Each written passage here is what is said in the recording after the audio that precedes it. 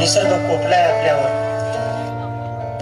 राब राब शेतात राबून खाण्यापुरतं पण पीक आलं नाही. गेल्या वर्षी एवढा पाऊस पडला, सर्व पीक पाण्याखाली गेलं आणि या वर्षी पाण्याचा एक थेंबही नाही. चार सरकारकडून कर्ज काढले, सावकारकडून व्याजानं पैसे घेतलेत. आपली बाई लग्नाच्या वयात आली बघ, छोट्याच्या कॉलेजसाठी पैसा लागतोय. चारी बाजूनं हे संकट दबा धरून बसले. काय करावं काही सुचना झालं.